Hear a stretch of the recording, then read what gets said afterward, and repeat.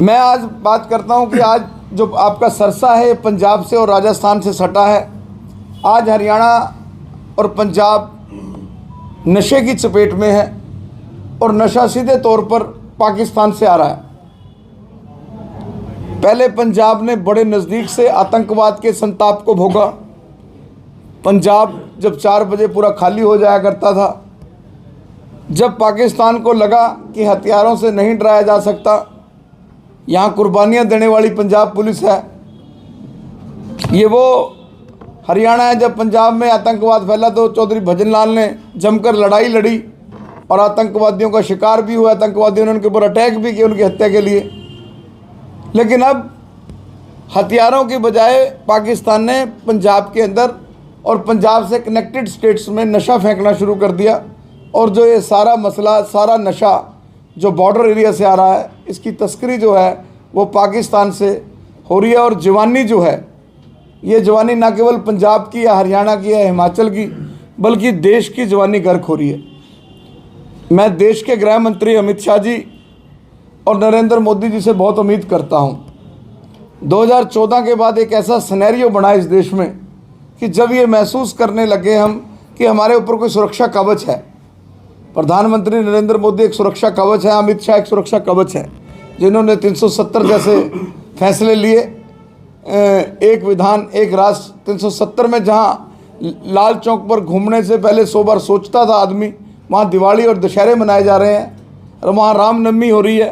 तो ये हमारे लिए गर्व की बात है, सनातन के लिए, हर समाज के लिए, हर हिंदुस्तानी के लिए, हर भारतवासी के लिए। लेकिन मैं मांग करता हूँ आज सरसा की धरती से कि अमित शाह जी पंजाब और देश को और देश के युवाओं को, क्योंकि आज हर घर में एक बेटा है या एक बेटी है, अगर वही नशे के शिकार हो जाएंगे तो बर्बाद हो जाएगा ये देश। इस देश का भविष्य अंधकार में चला जाएगा। वो लिखने वाले ने बड़ा प्यारा गीत लिखा था, हम लाए हैं तूफान से कश्ती निकाल के, इस देश को रखना मेरे बच्चों संभाल के। तो मैं मांग करता हूं कि पंजाब सरकार के बस का नहीं है नशे के ऊपर ग्रिप करना। बॉर्डर एरियाज में सेंटर की एजेंसियां तैनात कर दी जाएं, सख्त पैरे कर दिए जाएं और नशा बेचने वालों के खिलाफ ऐसा कानून लाया जाए जैसे 370 ख़त्म किया, जैसे 3 तलाक का कानून लिया, जैसे अब नया फैसला आने जा रहा है कि 2 बच्चों से ज़्यादा ना हो।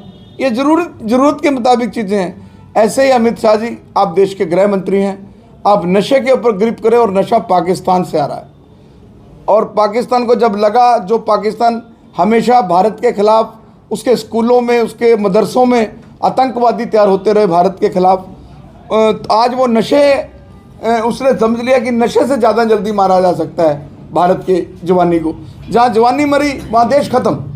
तो मैं एंटी टेररिस्ट फ्रंट इंडिया की तरफ से, विश्व हिंदू तख्त की तरफ से और सरसा के सारे सामूहिक प्रयासों से, पवित्र मंदिर के में आज जो मेरी सभागार में वार्ता हो रही है, मैं मांग करता हूं कि नशे के खिलाफ पार्लियामेंट के अंदर जो नशा बेचने वाले लोग हैं उनके खिलाफ सजाए मौत जैसे कानून लेकर आए जाएं, ताकि नशा हमारे देश की जवानी को, हमारे देश के भविष्य को ख़त्म ना कर सके। सर, आपने कहा पाकिस्तान से नशा आता है, सिरसा की बात करें जी, क्या पैमाना कैसे नशा आता है? आपने एक्सपीरियंस लिया होगा, आपने जानकारी दी होगी कैसे प्रवेश करता है नशा? देखिए, कुछ चीज़ों की कोई डेफिनेशन नहीं होती कि कोई चीज़ कैसे होती है।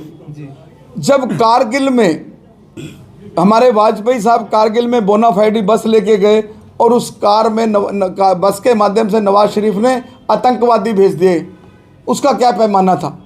फेलियर है आईबी का, फेलियर है खुफिया एजेंसियों का। इस देश में कभी इंदिरा गांधी ना मरती, कभी पार्लियामेंट अटैक ना होता, कभी 26/11 ना होता, कभी नफे सिंह राठी ना मरता, कभी सरदार बेन सिंह सिविल सेक्रेटरीट में ना मरता, कभी कैरो ना मरता सोनीपत में गोली लग के, अगर फेलियर आईबी ना होती।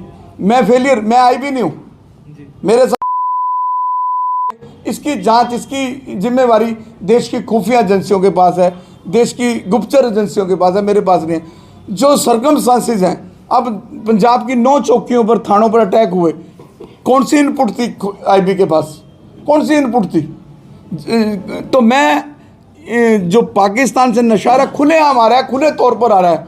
पंजाब का डीजीपी मेरे ख्याल बहस कर ले देश का आईबी का डायरेक्टर मेरे साथ बहस कर ले, मैं बताऊंगा कैसे आ रहा है, किस तरह आ रहा है। जब तक लैप्सिस नहीं होते, जब तक मिली भगत नहीं होती, क्या 26/11 हो जाता?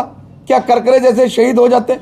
पार्लियामेंट के अंदर वो अगर सक्सेस हो जाता अटैक, तो कोई लीडर जिंदा रह जाता? किसका फेल्योर है? और मुझे बताओ, मैं आपके माध्यम से पूछना चाहता हूं पत्रकार साहब, कि किसी आईबी के अफसर के खिलाफ, किसी सीआईडी अफसर के खिलाफ आज तक कोई कार्रवाई हुई? नफे सिंह राठी जो चौटाला साहब का प्रदेश का अध्यक्ष था, ने चिट्ठी दी थी पुलिस को लिख के कि मुझे गैंगस्टरों से खतरा है, उसको मार दिया। क्या एसपी सस्पेंड हो गया? क्या एसपी से एप के ऊपर 302 बन गई? क्या उस एरिया के सीआईडी ऑफिसर के ऊपर केस दर्ज हो गया? Who is responsible? Know responsible, किसी का कोई जवाब नहीं। जो मर गया, जिसका मर गया वो 13 दिन रोएगा, उसके बाद छुट्टी। तो मैंने आपको क्या कहा, हमें सबको मूवमेंट, आपकी ने तो, पत्रकारों ने तो, देखिए आप तो फोर्थ पिलर हैं। देश जब कारगिल का युद्ध हुआ तो वहाँ लाइव भी प्रसारण किए गए। मीडिया ने तो कोरोना काल के अंदर अपनी जान जोखिम में डाल के जो है ग्राउंड जीरो पे रिपोर्टिंग की। क्या मिला आपको? क्या मिला आपको? 15 अगस्त को एक सर्टिफिकेट भी बड़ी मुश्किल से अगर तुम्हें मिला होगा तो सिफारशी मिला होगा। क्या दिया आपके अकाउंट में? एप्रिसिएशन से सरकार ने कौन से 2 लाख रुपए, 1 लाख रुपए, 50,000 रुपये क्या भेज दिए? हाँ, प्राइवेट ऑर्गेनाइजेशन ने, हमारी ब्राह्मण सभा ने, किसी और ने, सोशल ऑर्गेनाइजेशन, उन्होंने शायद आपको बूस्ट किया हो। सरकार ने क्या बूस्ट किया? क्या इनका पैमाना क्या है?